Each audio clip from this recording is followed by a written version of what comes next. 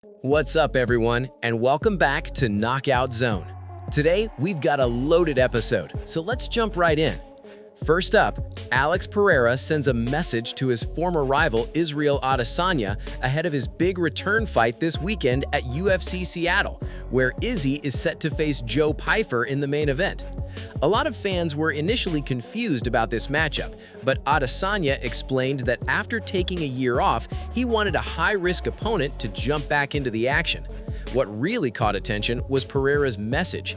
He posted a clip of Adesanya knocking him out, yes, really, alongside a heartfelt message. Pereira said that loss helped him grow, not only as a fighter, but as a person.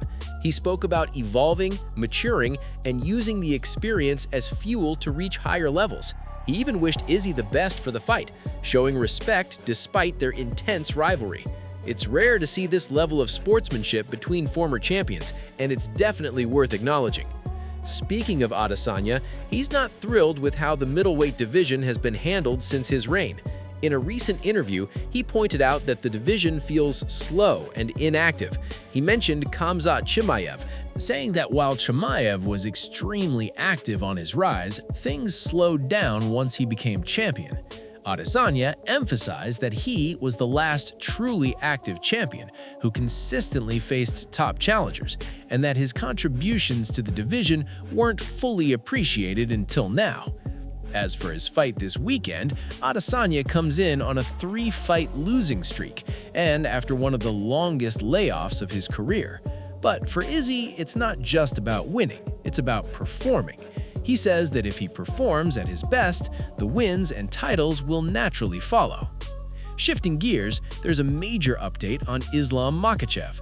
According to his manager, Ali Abdelaziz, Islam is expected to return in July. There was briefly talk of a fight with Ilia Topuria, but it never materialized. Islam is reportedly set for a welterweight #1 contender fight, which could headline a major UFC card this summer. Meanwhile, rising fighter Gene Silva made bold claims about Alexander Volkanovski, saying Volk is avoiding him and that he'll leave the UFC if he loses. While the UFC is likely to book Volkanovski against Movsar Evloev next, a striking-only battle between Volk and Silva would be a must-watch for fans. Quick UFC updates. A featherweight fight between Pat Sabatini and William Gomes has been added to an upcoming card.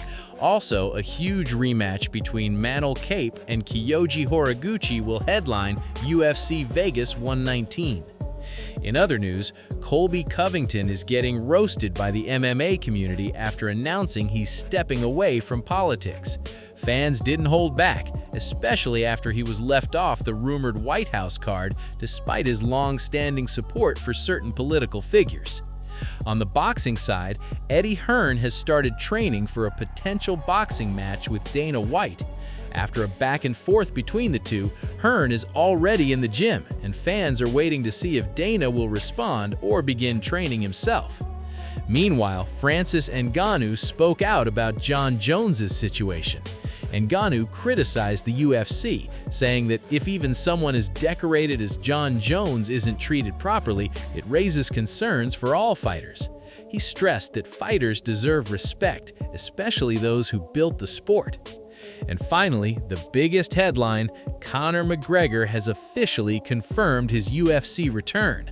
In typical Conor fashion, he posted a wild statement hinting at a comeback during International Fight Week, with some fans believing he may have taken a subtle shot at Dana White. Potential opponents include Max Holloway, Jorge Masvidal, and the previously rumored Nate Diaz trilogy seems less likely. So that's all the MMA news you need to know right now. Who do you want to see Conor fight next? Drop your thoughts in the comments below. And if you enjoyed the video, don't forget to like, subscribe, and turn on notifications. We'll catch you in the next one.